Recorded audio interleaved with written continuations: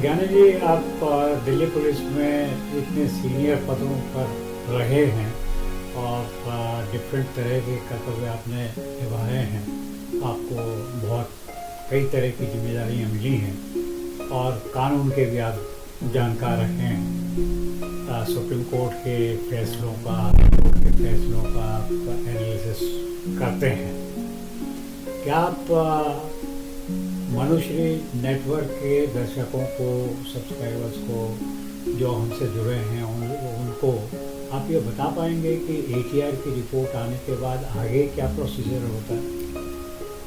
देखिए, action taken report जो भी आएगी, इसमें तो उन्होंने स्पष्ट रूप से उन लोगों को इंगित कर ही दिया है, इनकी अकाउंटेबिलिटी है। और इस प्रदेश के जो चीफ मिनिस्टर हैं योगी आदित्यनाथ, उनको एक्शन के लिए जाना जाता है। तो मुझे पूरा यकीन है कि वो जिसकी भी लापरवाही है उसको छोड़ेंगे तो है नहीं। जिस तरह से एसआईटी की रिपोर्ट आई, क्योंकि एसआईटी की इतनी जल्दी रिपोर्ट आना और इतनी स्पष्ट बातें कहना ये साफ दिखाता है कि उनकी मंशा छोड़ने की तो बिल्कुल नहीं। इस तरह की रिपोर्ट तो हमारा अपना अनुभव है कि महीनों लग जाते हैं और टालम टोल होती है। 3 महीने 6 महीने तक भी रिपोर्ट्स नहीं आती हैं। और ये तो एकदम 16 जनवरी का मेरे ख्याल से वाक़या है। हाँ, 16-17 की रात का। अभी जो है 29 जनवरी हो रही है। ये भी आ गया और इसी दौरान कई मुकदमे एफआईआर दर्ज हुई, एक नहीं है, और गिरफ्तारियां हो चुकी हैं। जो इसमें एक्यूज हैं, बिल्डर्स हैं, 3-4 लोग हैं इनको गिरफ्तार किया गया है, इंजीनियर्स हैं ये, उन्होंने अपनी बेल एप्लीकेशन जो लगाई वो खारिज हो चुकी है। तो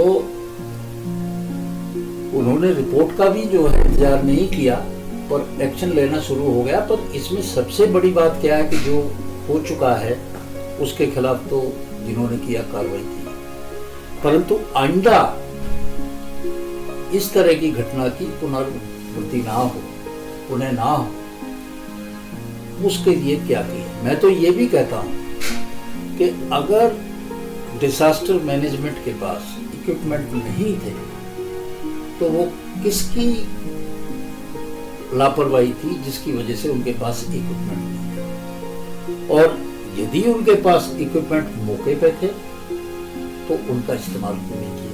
या कहीं ऐसा तो नहीं कि इस तरह की घटना होने की इंतज़ार हो रही हो कि उसके बाद इक्विपमेंट की तरफ ध्यान दिया जाए और इक्विपमेंट मंगवाए जाएं और किए जाएं। उस एक बिना हथियार के सिपाही कैसा है? हथियार ही तो उसको सक्षम बनाता है। अगर इक्विपमेंट्स नहीं है, ट्रेनिंग नहीं है, इक्विपमेंट नहीं है, तो फिर तो कुछ भी नहीं।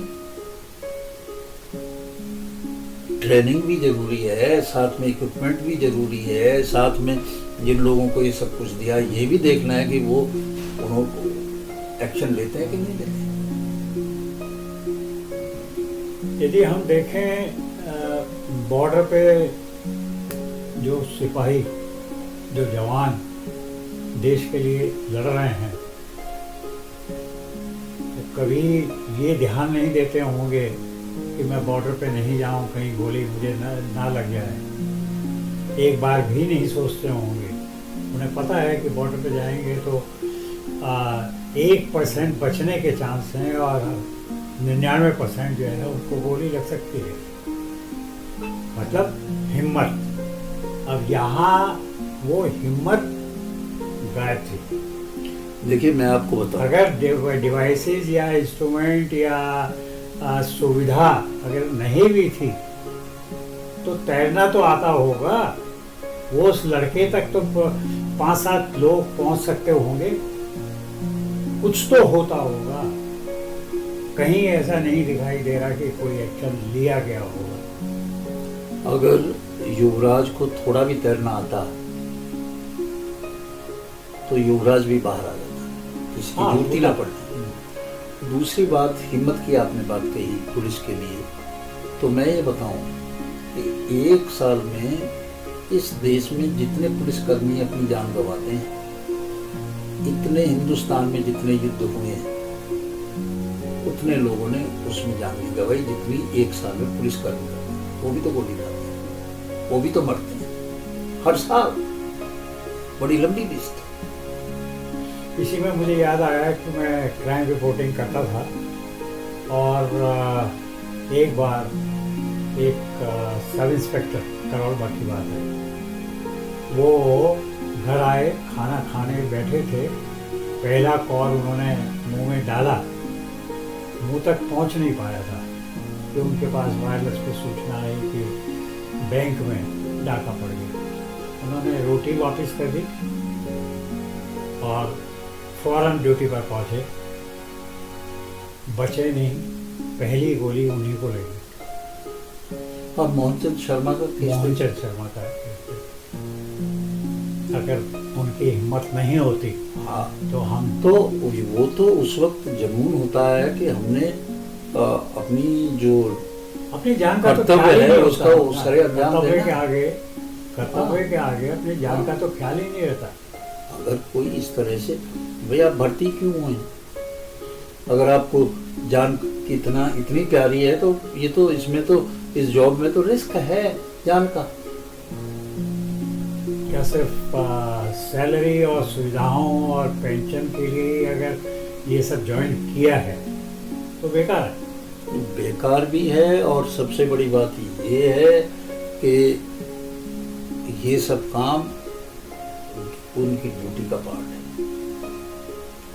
इसी बात के लिए तो सब कुछ होता है।